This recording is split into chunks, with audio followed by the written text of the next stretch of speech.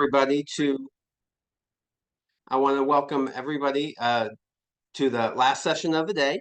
It's going to be a great session though, and it's going to have some Sailor and Gale resources from folks from Gale. We're going to be talking about and welcome to amplifying voices and advancing research with your Sailor and Gale resources. Some logistics to get out of the way. For today's sessions, use the Q&A feature to submit questions for the presenters. We'll be monitoring those and answering them kind of throughout the session. For this time, there won't be an end of Q&A. Most likely, we're going to try and get to them throughout the presentation. But you can find that button usually at the bottom of the screen below the slides. There is an option within that to ask your question anonymously, and they will also answer as many questions if they do hang out at the back end of the presentation. Like I was saying before, the chat is open, so feel free to interact with other folks and other attendees and using the chat. We'll be kind of keeping an eye on it throughout. Today's session is being recorded, as you probably heard, and it'll be available on slurp.info within the next few weeks. Closed captioning is enabled and available. If you don't see it already on the screen, go ahead and tap live transcript and then show subtitle. And we also, you can see we have ASL interpreters joining us today throughout the entirety of this session. So I'm super happy to welcome in Stacey Knibloe to give a presentation on all of the some great Gale, Sailor and Gale resources, and we've been working with Stacey for many years. She's been a trainer for over 20 years, she said, and we've worked with her closely on the Sailor database project and getting those resources for all of your statewide access. And with that, I will turn it over to Stacey. If you can take the presentation away. Thanks, Michael. Glad to be with you all this afternoon. Again, I'm your Gale trainer, and I'm joined by my partner in crime, Jackie Sullivan, who some of you may have met before. She's going to be keeping an eye on the Q&A as we go through so that we can answer your questions as you ask them. We are happy to, of course, track them down if we don't have the answers. We're both librarians, so we know how to do that. So feel free to be very active in the Q&A. We're glad to get your questions and make sure they get answered. I'm going to talk a little bit about what I'm going to talk about. So if there's anything you'd like to hear about in addition, you can of course share that in the Q&A as well. So glad to be with you all again to take a look at your Sailor resources from Gale. And again, kind of echoing our title here, Amplifying Voices and Advancing Research. We're going to be talking about a few different ways you can do that with your Gale resources. And also I want to speak a bit to how we do that with your Gale resources. So let me share the agenda here. I keep it pretty simple because, again, I like you all to lead the session and guide me where you want me to go. But we're going to give a quick recap of what's available and then talk a bit about Gale's content curation. Gale is, of course, a publisher themselves, but then we also work with other partners to bring their content into our resources. So I want to talk a bit about how all of that happens and work we've been doing. And then we're going to echo another theme from the conference or from the symposium, ways AI can play a role, and share some tips for things we've picked up from working with librarians and really from our own AI team here at Gale or at Cengage as a whole, and share some neat ideas.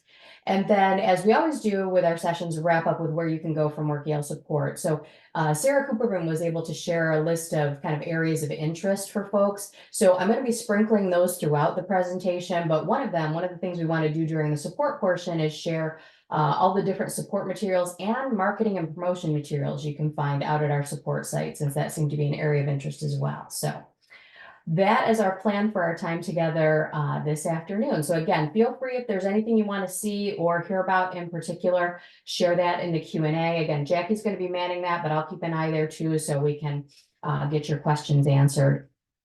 throughout the session. So let me go ahead and dive in. So again, up first, we wanted to provide just a quick refresher about what's available from Gale through Sailor. You've got a great collection of resources. I actually had another trainer mention to me that she loves when she gets to train in Maryland because you've got such a great collection. It makes it easy for her. So to kick things off, you've got a multi-source by age list of resources here. So these are the first three are three core Gale and context resources. So this is a suite of products we put out. And in your case, we have them grouped together by grade level. So reading level content, also age appropriate content, also geared at what's being talked about in various state standards, national standards for those grade levels. And both in terms of the reading level, but also the interface, they kind of age up with the user. You get a different look and feel as you move between them. But of course, you have access to all of these. So if you need to dip down a reading level, jump up a reading level, you're able to do that really easily. And then a lot of folks' favorite resource, Gale Presents National Geographic Kids. So nobody outgrows National Geographic Kids. But one of the things I wanted to share is, of course, you get access to the magazine, which is, reading level wise, kind of upper elementary into middle school. But you also have a collection of over 700 books from National Geographic in that collection. And many go down into a pre-K reading level up into middle school. So you really have a wide range of reading level there. So I want to speak about those for a minute, talk about how maybe you can incorporate them into story hours and, just kind of reading for pleasure as well. You also have a big collection of resources from our Gale OneFile suite of databases. Those are mostly made up of periodicals. When you see that Gale OneFile name, then that resource is mostly magazines, academic journals, newspapers. We've got some multimedia and ready reference in there too. But really the point is those periodicals. And of course, academic OneFile speaks to academic journals. General OneFile speaks to more general interest titles. Educators Reference Complete is a great resource for anyone in education. We have Gale OneFile News, which is all of our newspaper providers, and then our collection of Gale OneFile collections. They're small, subject-oriented periodical resources, maybe an area of interest for, say, agriculture, hospitality and tourism, even a collection for us in library world. We have a collection of information and library studies. So it's a collection of about 25 sources. And because there's a good chunk of them, we didn't enable them on all of the K-12 school menus, but we can if you want to opt in. So that's what that opt-in was. So if you are interested in that, happy to put you in touch with your team at Gale that can get any of those added for you. Same thing for our legal resource. So this is also, again, an opt-in for K-12, but we can turn that on for you if you like. But Gale Legal Forms is kind of a do-it-yourself legal forms resource. It has thousands of legal forms for both Maryland and the US. It has a law dictionary, a law encyclopedia, provides a real helping hand when folks come in with maybe a tricky legal question. And I remember those days at the reference desk, and certainly I wasn't a lawyer, so it was difficult to guide them. The resource can really help you out in that way. But it's also a huge resource for, say, small business owners, folks who are again, maybe struggling with a legal issue, want to do some work themselves, put together a will, that type of thing. Lots of great content there. We, in the last year, have been able to add Spanish language forms as well. So we are never done with our product. So I'll be pointing out some other updates we made, but that was a great one for Gale Legal Forms that happened in the last year or so. And then we've got our great readers advisory resource, Gale Books and Authors. To find your next great read, provides really great summaries. You can browse the collections. You can look up various lists. There are really some interesting searches. You want a book about an aardvark that takes place on Mars? We can help you find it in Books and Authors. Although now I have to make sure that we have a book about aardvarks on Mars. But a great collection of content, and the way it was initially built, we have books for children, young adults, and adults to recommend. And again, within the last year, one of the updates we've made was a way to kind of separate that content out. So a lot of our school libraries wanted to be able to focus on their population, just for kids, just for teens. So you're now able to do that and isolate the collection just for those, I wouldn't say grade levels, maybe more age levels. And then lastly, Gale presents Peterson's test and career prep. So Peterson's, of course, a pretty well-known name in test prep and looking up colleges. And I remember thumbing through those books when I was at the library. We have recently launched a new interface. I think that's much more intuitive, easier to find what you need, and get guided to additional tools from there. We have just within the last, I want to say 2 or 3 weeks, launched the new practice test for the new SAT that is launching this spring. We've also made practice tests available for the GED in Spanish. So again, we're never done with our resources, always updates coming. And one of the things I'll go over on our support slide is how you can kind of keep up with what's new and what's happening. So that is a look at the collection. We won't be going into each resource today. I have a few things I'm going to focus on. But if there is something in particular you want to see, just again, let us know in that Q&A. So I don't think anything has come in yet, so I'll go ahead and keep moving through. So again, the first thing we wanted to talk about is Gale and our content. So how do we put together these resources? It's always good to know, right? That's one of the first things you learn when you start doing research is knowing where your sources are coming from. So we're going to talk a little about that. Gale is a publisher. So again, we have a lot of our own content in our particular Gale and Context product suite. And again, we work with aggregators, we work with other publishers to aggregate their content and bring it into our resources. So we have a dedicated page on Gale.com that will give you an overview of how we put all this together and what we look for. So we want to provide equitable access to information for all. So that's where you're in a great position with Sailor because it is equity of access with this collection, right? Everybody has access to it through their library. So this is a tool you can kind of rely on. Certainly we know libraries are facing various challenges. I've been kind of following what's happening in Maryland a bit at various schools. So when you need answers to some of the questions about how your resources are put together, this is a great place to find some info. And we can always go deeper, but this is always a good place to get started. And you can reach out to us through the page or again, reach out to your Gale team. But this is, again, going to break down how we put these different resources together, again, keep about where we get our different sources. It also speaks to our diversity, inclusion work. So we started a project a few years ago around DEI, and let me just quote the sentence that a product manager gave me because I thought it summed it up really well.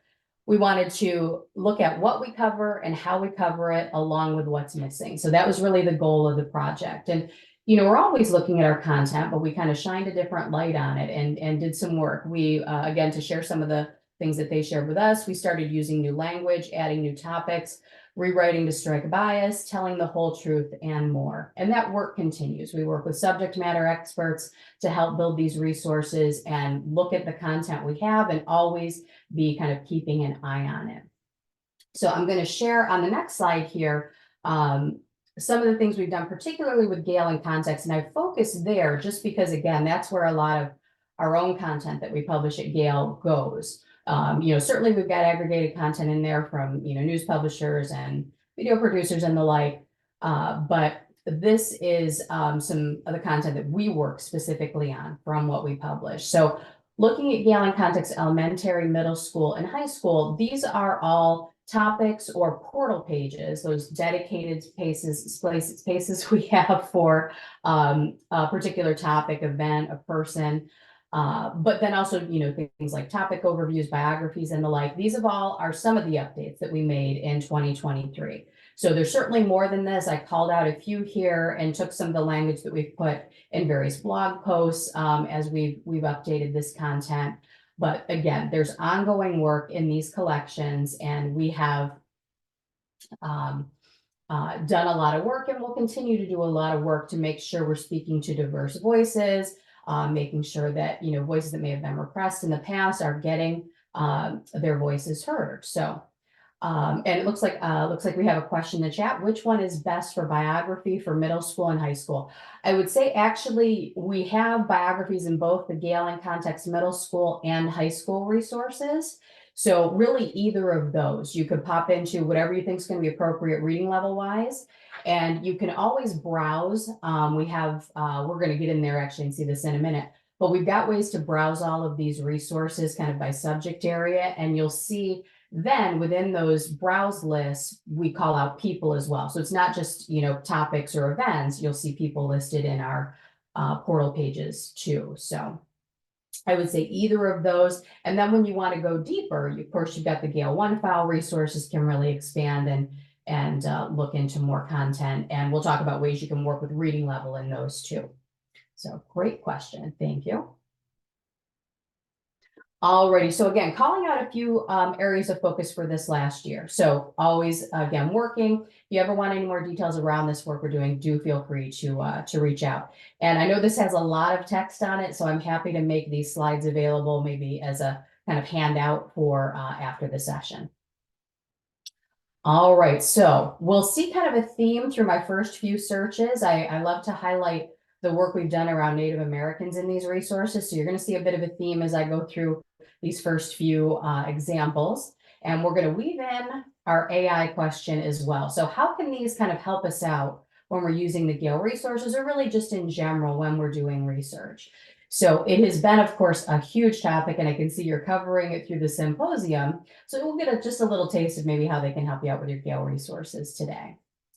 So it is, not just an easy thing to say, yeah, I'm going to use AI, right? There's a lot of controversy that comes along with it. In some places it's not allowed even, but also even when you do use it, how much can you rely on it? How much can you trust it, right? But there are ways to make it work for you. So one of the best examples is kind of making it your assistant rather than having it perform the task for you.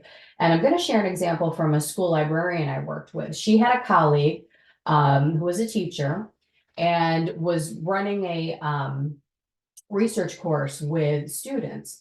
And he divided them up into 4 groups. They were all going to pick a topic, write an outline, do the research, and write a paper. But the way he divided them up into 4s, he had one group who was going to do it all on their own. They weren't going to use any AI assistance at all. He had another group that was using all AI, writing the outline, writing the paper. And then he had the 2 groups in the middle do a bit of each. So one group had it help write the outline, help out with research, and then they wrote the paper, and then vice versa for the last group. They wrote the outline and started the research process, and then had AI write the paper for them. And then they all got together and kind of reviewed the results, talked about their experiences and what they kind of thought produced the best result. And ultimately it was the one where, to start, they had the AI help them write the outline, start off the research, and then they wrote the paper. So I love that blend too, because it gives you a way to use something cool like AI and get to use it, but again, not doing the task for you, right? Letting it be an assistant. So seemed a great blend, right? So we're going to take a look at how it can help us with that. So the last thing to mention here is what we're going to do is take what the AI helps us with and then bring it into a reliable vetted source like your Gale resources. So again, can we always trust AI? Well, we can use the Gale resources to confirm what it tells us, or again, kind of use it with our own needs and help us with that research process. You've got a safe place to do that. So letting AI help isn't quite as scary when you're going to a reliable and vetted resource like Gale. All right, so let's go ahead and share an example. So again, borrowing from my librarian friend, this was an assignment she had with some students. They were looking at the westward expansion, and basically it boiled down to this essential question. Was westward expansion inevitable, and was it beneficial for all people living in America? So, great question, inspires a lot of critical thinking, a lot of research needs to be done. So to start, they needed to fill out a concept map with details that they knew about the westward expansion.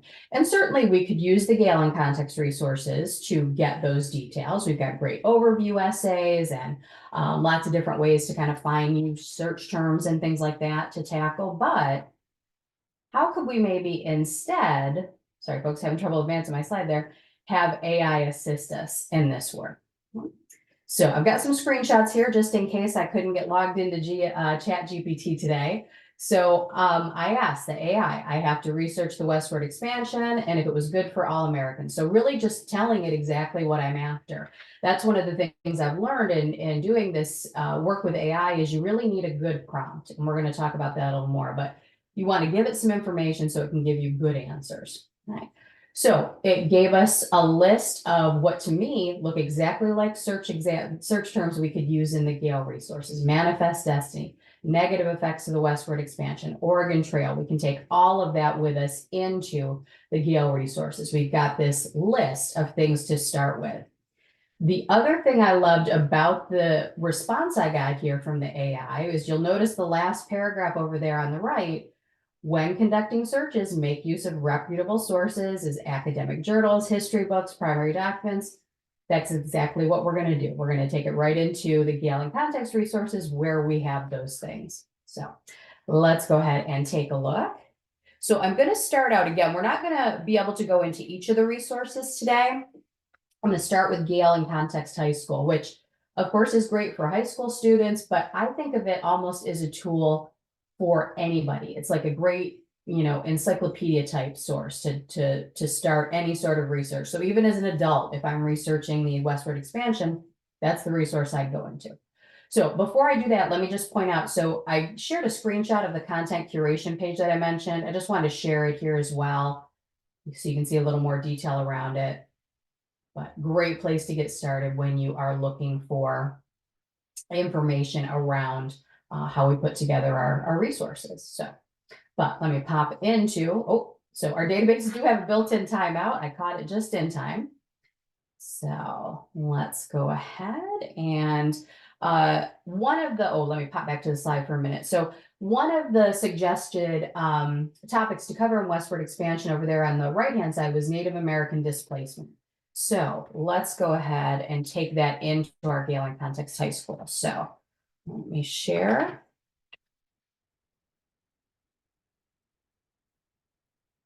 Search here. And Paula, I did see that question in the chat before, so I did go ahead and answer it. Let me just mark it as answered. Thanks. Alrighty, so our search result here, sent out those search terms, and here we have our list of results. Now it's broken down by the type of source it's coming from. So let me just point out here quickly kind of that question that we had earlier that asked about biographies. We always call out the biographies separately from the rest of the reference works, so you can zero right in on people. So I'm going to bring us back to the homepage in a minute and share where that can be found too on those pages as well. Alrighty, so in going through these results, the one that jumped out to me the most, I love to start with a reference source and get kind of that good overview. So the reservation system was one that jumped out at me here. And this is a lengthier article. Reading level wise, it is a little higher, but if you look, our Explore panel will often give you kind of a table of contents for the article. So it's easy to move around in and get to those particular spots that you need. It is, again, a longer article too, so you can kind of get to the section you want a little quicker too. But this section here on indigenous land appropriation and consolidation would be, really handy to look at it from that point of view. Again, displaced Native Americans. So we get kind of an overview. The other thing that I always appreciate in the reference content and other places in the resources is you'll see terms or phrases that are almost hyperlinked. You hover your mouse, you'll see it kind of gives you a little preview of what you're going to get. You click on those terms, it gives you related articles for that topic. So what I love about that is you can get the context of it from what you're from where you're reading. You can then jump and get the context of what you're reading about from another essay. So these related documents are a good way to kind of fill in the blanks maybe on things you may not be as familiar with as it walks you through this section of the document. So really handy way to dig in, again, find more related sources. So great discovery of content here. So if this is something I'm interested in sharing with students, right, I want to get it into their hands. Got a few different ways I can do that. One of the other kind of areas of interest is digital librarianship and kind of how can we do some of this work, online and all the different formats it takes with digital resources and the like. So what sprung to mind, one of the things that sprung to mind for me for that is all of the different chat tools that libraries are using nowadays, or even, if we want to think about it, just going back and, email and sharing content with people that way. You've got those tools built into your Gale databases. And the one I like the most is our get link button. Whenever you see that up here in the banner, that get link is going to give you a persistent URL or parole that will drop whoever you're sending it to right back into this article. And the big benefit here is that because they're back in the database, it's now theirs to do with what they like. So if I'm sending this off to a student, they land right here in the live resource. They can choose to download it, they can print it, and you get the benefit, let me scroll back up to the top here, of all of our tools that come along with the article. So there are some assistive tools you can take advantage of. There's an on-demand language translation. We can enlarge or shrink the font as needed. We can change the display. We can listen to the article, have it read to us. And those are, I think helpful, certainly when you need the assistance, have that need for accessibility. But it's also just handy in other ways. Again, this is a lengthier article. We can see the Lexile scores a little higher. Often if folks can listen to it as they're reading it, or maybe even just listen, they comprehend more, they take in more. It's a great tool for students or adults where maybe English isn't their first language, if they hear and comprehend more in English. Or again, we've got the on-demand language translation. So when you use that get link, you really bring them into a place that opens up the resource for them. So let me go ahead and just give an example here of how the listen works. So hopefully that audio will come through on your end of the reservation system. Reservation system. You can see for centuries, civilizations have implemented mechanisms to control people's and there are some other handy tools. If you go into the settings, you can kind of change that way that's working. Some handy spots there. The other really useful tool here, and again, I'm in Gale and Context High School, but you're going to see these tools throughout, not just the Gale and Context databases, but also the Gale One file and books and authors. We've got these display options as well, so I can make a more comfortable or needed reading experience. So we have the Open Dyslexic font, which has gotten a great response. We can change the spacing of our text. And what's nice is when you make these changes, it sets a cookie. So if I go back out to other results and jump in, it remembers those settings. So handy that you don't have to keep changing them back and forth. So go back to the default those there. Okay, so we've gotten our researchers started, with some topics. Let's show how, and again, I know because AI isn't always allowed everywhere, I wanted to share a feature here that you can kind of take advantage of. So I used AI to jumpstart what searches I might use to start my research. You can also take advantage of our topic finder tool to do that. So when you've got a search result in front of you, or actually you can start with it. And actually, you know what, let's do that instead. I'm going to go a little off script from my prescripted searches and show you this trick. So when we come into the home page for most of the databases, if you scroll to the bottom, you're going to find our topic finder search right there on the home page. And this is our visual search tool. What it's going to do, if I give it westward expansion, it's going to look across the database, bring back the top hits, and then group those hits by the key terms that are used most often or kind of most relevant to the topic. So this is almost a little bit of what AI did for us. It's giving us some search terms. It's showing us topics we may want to investigate, showing us connections between these topics. As you select, over on the right, it will match you up with the documents that go along. So this is I suppose a little bit of, well, technically, no, I don't think it's AI at work here, but it is more of a search tool you can take advantage of. And what's nice too, particularly for younger users, it's something visual to look at. It is a bit more engaging, you're clicking and interacting. So it's always been a big hit in our one file resources, and then became even bigger once we added it to Gale and Context. So topic finder is really handy. Again, you can find it in most of our resources, particularly Gale and Context and Gale one file. So bringing it back to AI, how else can it help us? So I'm going to come back to the slides here for a minute. So let's say this assignment that we're working on culminates with a project around student choice. So they get to pick basically what their project is. And I love this idea. We're seeing it more and more in schools. It certainly, I think it's really often been a part of our academic experience. So I love that that's, coming down into the younger kids' view as well. They just have more ownership around something, maybe more interest too, when they get to pick what they're doing. So it's hard though when you've got a blank piece of paper in front of you and someone says, hey, yeah, create your own project, right? So again, have AI help us out, give some suggestions. So in this case, and again, going back to using a good prompt when you're working with an AI. So we're asking what's an interesting project idea for the westward expansion, but also giving it a bit more info. I'm in 8th grade, so it knows kind of the audience of the answer. So the better your prompt, usually the better your response is going to be from an AI. So giving it more info. And in this case, the one that I liked was this digital storytelling, right? So I love a good story. So I love this idea of picking a person and then creating a story around them. So let's see again how AI can help with this. And again, because in this case, you can see again in the prompt, I said 8th grade, we're going to go ahead and jump into Gale in Context Middle School. Forgive me, just navigating our Gale menu here for a minute.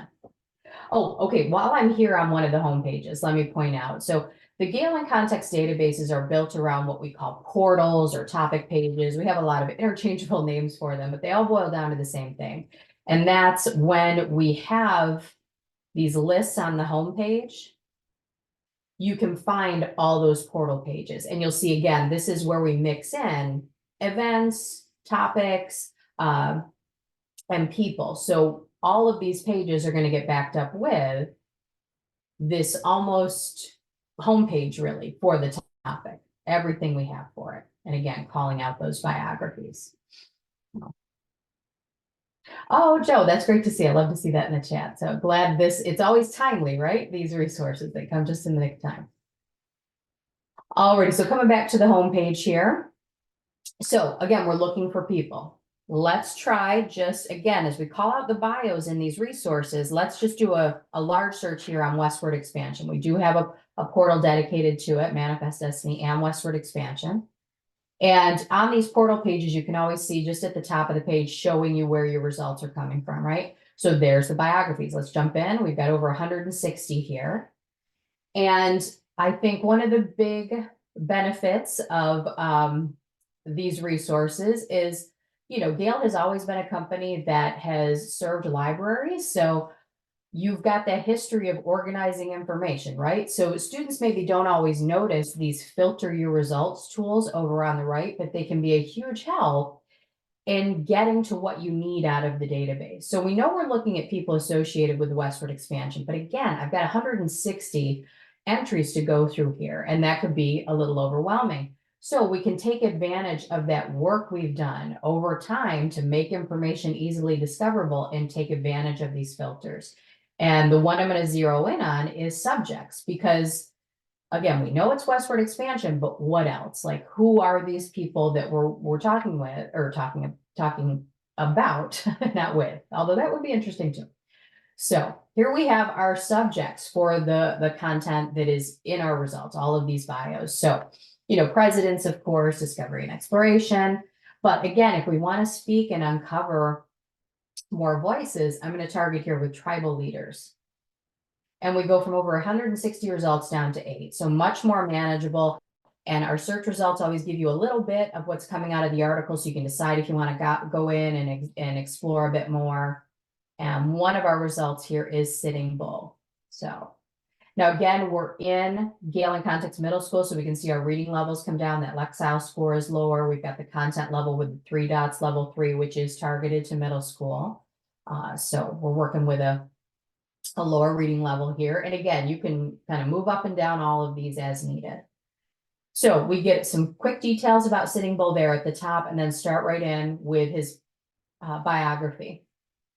And I apologize, folks, I'm getting over a head cold, so I feel a cough coming on. I'm hoping to suppress it. So again, we've got those highlighted terms where we can jump in and read more, get some more context around what we're reading about Sitting Bull. But, kind of nice size biography to get started and start building a story around Sitting Bull. But we can't do that with just one bio, right? We need more content. So of course we could jump right up to the search field and put in a new search. But if I look over to the right, our Explore panel again is going to help us out. So I love this for discovery, finding more related articles, finding, the table of contents for an entry, that type of thing. But then also these related subjects. So what are we reading about here? Let's go find more out about that thing. So in this case, I'll go ahead and just with one click, go gather up what we have for Sitting Bull. So we've got more reference articles so I can read maybe about different topics and events throughout his life. I have, again, more biographies, so maybe find one that's a little more detailed. This first one's a little longer, so I can get more data from that. We've got images, and these are all fine for, folks to use. As you click into them, you'll see we always give you your source citation. So as long as you cite it, you're good to go. Could take advantage of that image, make it part of my digital story. Okay. And of course, we've got content from, again, other providers. So magazines, newspapers, not in middle school, we don't have academic journals, but we would in Gale and Context High School. And of course, Gale Academic One File Select. But jumping in, we can take a closer look at these magazine articles. And again, we have varied reading levels in these databases, and you can always use the filter tool to isolate by Lexile measure or content level if we need to. So grab those, but as we scroll down here, again, I love that we get a little bit of the article, so I can see this famous last words entry is actually from Crowfoot, the teen son of Sitting Bull. So maybe something that could be handy for my digital storytelling, but I discovered another one from this entry, Westwards from Wild West. We actually have a quote from Sitting Bull. So that's a great piece of information that I have, a great, kind of quote to weave into my digital storytelling. All right, so I've got this, within a few clicks, you can find such great stuff. And again, there's that citation tool. So this is part of my digital storytelling. I'm going to need to cite it. I use APA, copy and paste that right into my bibliography. Done. All right. So let me share here. Now, when you found something, again, you want to kind of take it with you before you leave the database. We've got a few different ways you can do that. We talked about get link. That always gets you back into the database. But what our researchers might want to do is kind of pull this out and keep it together with the rest of their research. So if we use send to, we can always email. But my favorite is, and has traditionally we've found become the favorite, send content to Google Drive or Microsoft OneDrive. So this will, I'm already logged into my Google account just to save us a second here, but it sends it right over. It goes to my Google Drive. Right? We put it in a database named for, or sorry, we put it in a folder named for the database you're using. And now it lives in my Google Drive. Right? I can edit this at all. If I want to make some notes on it, I can do that. I can move it around if I don't want to leave it in this Gale and Context Middle School folder. I want to put it in my Sitting Bull folder. I can do all of that. There's no digital rights management here. Now, this is my Google Drive, but one of the other areas of interest talking about privacy, there's no real way, Gale doesn't know me from this Google account. It just knows it should land there. So we're not grabbing any personal information from your users when you make this exchange. And I say that also to kind of point out, even though it says signed in as Stacey here, that's for Google. You're not really signed into the Gale databases. And I wanted to point that out because we have a tool called Highlights and Notes. If you click and drag on text, it will let you actually create your own highlight, add a note, okay? And if I send this over to Google, it will pull those highlights and notes with it. And that'll land right again. We'll have it here twice.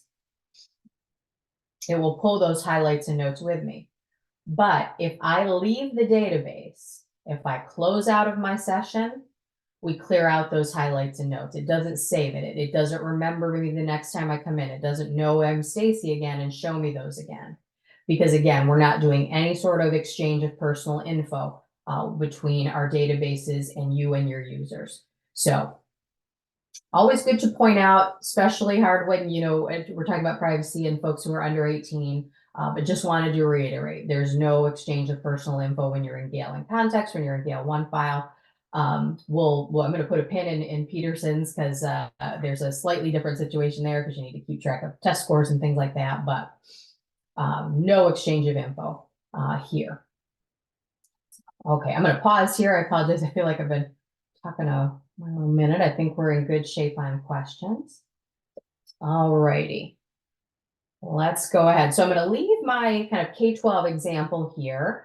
I am happy to hop into a few other resources. I think we're doing good on time, so let me know.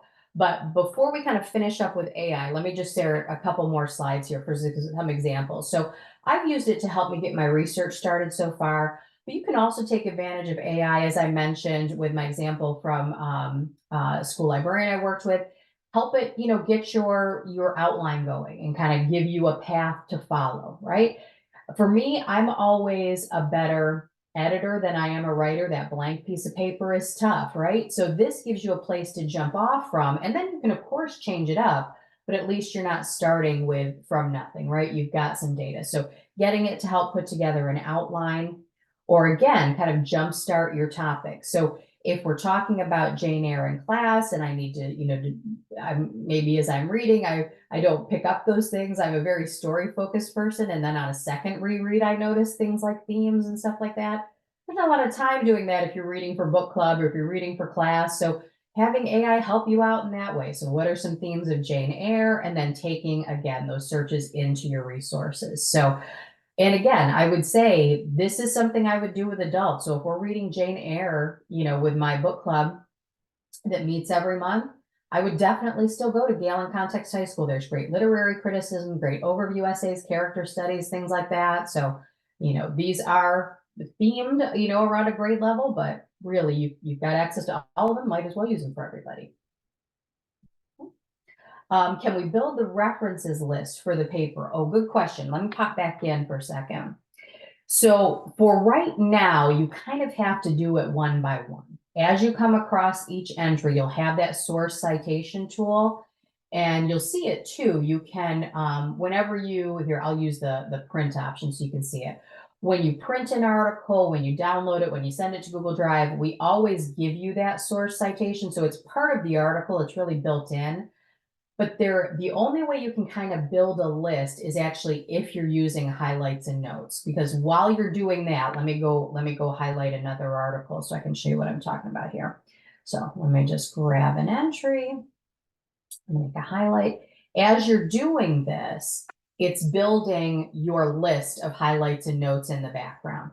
So it's keeping track every time I'm adding these.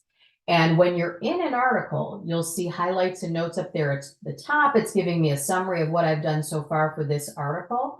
But then there's a link to view all of my highlights and notes. And you'll see that too. When you're on a search result, there's highlights and notes. It's just always up there in the right-hand corner. This will give you a list of your highlights and notes, and it will give you the bibliography for the articles that are coming from your highlights and notes. So it kind of does that, but you have to create highlights and notes to get it to do that. So there's no real way to make a list of all the sources you're using aside from one by one, kind of taking them with you out to Google Drive, emailing them, printing them, and you'll always get that citation. But the highlights and notes does build a list for you. So you could always kind of use it in that way too. Alrighty, so to take another turn, oh, nope, sorry, I'm not ready for guest score yet. So to take another turn, again, we're kind of wrapping up with AI here, but hopefully I'll give you a few ideas for ways you might use it. I'm actually going to speak to another area of interest, which was programming support and maybe using some of your e-resources in that way. So I took a look at Enoch Pratt's upcoming calendar, and I found a session that jumped out at me. I have several nieces and nephews and parents in my life who are not always as safe online as they could be. So this course really jumped out at me, staying safe online. So how to be safe when you're shopping online, maybe using different Virus protection tools, how to recognize different domain names. This one jumped out at me. So this is, of course we could take February, well, oh, no, did we, yep, we missed it, it was last night. But we could take this, but let's say, I did miss it. I can't attend this class. I've already missed it. One of the ways you can actually use your resources is to kind of supplement, almost provide maybe a handout or some places to look at to follow up maybe with the folks who were able to attend, or again, kind of take advantage of the folks who couldn't attend and let them get some info too, right? So I'm actually going to use General OneFile for this. Let's go ahead and find some content around staying safe online. So Gale General OneFile is a huge periodical database. We have thousands of sources here, things you'd pick up at the newsstand, maybe from the bookstore magazine shelves. It is a big resource. And if you scroll to the bottom of the page and look in the lower right-hand corner, every day you can see those numbers add up. There are currently over 200, 200, sorry, forgive me reading those numbers. I'm going to say it's a cold medicine affecting me. Over 200 million articles in the database today, and that number will just continue to grow. We've got back files here. They're going back into the early 80s, maybe late 70s. So it just keeps getting bigger, right? And this was where I've always liked to use Topic Finder. It is, I think, a great way to take on a big database and make it not so overwhelming. When you start here, you get that visual result and you get pointed to highly relevant articles. But let's go ahead. I'm actually going to search on that title of the session that was held, Staying Safe Online. It's a pretty common phrase, right? So I think it's a good search term. We send that out. And again, we get that word cloud. So again, I'm finding some maybe search terms I want to use later, finding connections, things like that. So could try maybe internet fraud as a search later, that kind of thing. But when you look at a big database, especially one with a back file like this, it's a lot of content. And as we're kind of zoom in and out here so you can see some of these other entries, as we go in and out, what I can't see from here is the dates on the articles, right? So if we're talking about internet security, the internet's been around a while, right? So if I want to make sure I'm getting things that are most recent, let me show you a way to do that. So in this case, I'm going to just start from the search right up there in the banner. This is our nice, simple kind of Google-esque search. I'm actually going to use the same search phrase. And here, we don't get that nice visual, but we get, some good results. And because we sort by relevance and our relevancy ranking date plays a role in it, it's not the only thing, but it is an important thing. These are fairly recent articles. But if I really want to zero in, again, that's where these filters come in handy. So if I go into publication date, I can isolate to a particular date range, right? So I'm going to go back to say 2020, and I'll kind of jump forward a bit because, of course, magazines kind of publish ahead. So we'll go into March and filter out this result list. Now, again, I can stay here and kind of weed through this. I can even change the sort to sort by newest, right, if I need to. But if you like that visual, start the topic finder and it'll work with just those results. Everything will have been published after January 1st, 2000. So I know I'm getting relevant results, right? So again, I'm finding other search terms. So maybe there's Android, so maybe being safe with your phone. There's smartphones, right? I've got identity theft, just finding some other, ways to zero in. And when I've got something that looks good, right? If I've got something I maybe want to share to help support that program, again, GetLink is a perfect use of that. You can grab that URL, maybe link it on the page with the program, or again, because we've got the ability to send this content out to Google Drive or Microsoft OneDrive, I could build a whole folder of articles for folks to take advantage of. You just keep sending them over. And again, like I could with my Sitting Bull research, kind of move it into a folder and save it for folks there. And you've got all the benefits of Google Drive or Microsoft OneDrive when you do that. So there are lots of ways to kind of push out content to your users. And this is just one way you might do that to help support programming. So another popular type of programming, story hours in public libraries and even in the elementary library, and maybe doing choral read-alongs and things like that. I did want to highlight that content in Nat Geo Kids that is for our particularly our real little guys, like pre-K, right? So when you come into National Geographic Kids, you land on the homepage, and it's also browsable, so we can jump into different magazine articles. But if you jump into the books, you actually get a list of all of them. There are 726 titles in Nat Geo Kids, which that number keeps going up every year. We get new titles from Nat Geo twice a year, so we add in new books. And of course, we can kind of scroll through. We can, again, take advantage of the filter. So if I would just want books around marine animals, I can isolate and grab those. And we mimic, the print. So it's basically like an ebook you're flipping through. But say I'm looking to target particular age ranges, right? Maybe I'm trying to engage kids with science or STEM topics. I'm going to pull up our title list for National Geographic Kids. And this is, I apologize, folks. I should have the URL for you here. I'll put that in the chat when we're wrapping up. So this is our title list for Nat Geo Kids. And for each of the books, it's showing the age range and the grade range. Unfortunately, we don't do that in the database. You can see like the reader number. And I think just, looking at the title can kind of give you a clue too. But this is certainly much more specific. So if I want to get content for those pre-K kids, I can just use the filters here. So grab up some preschool content.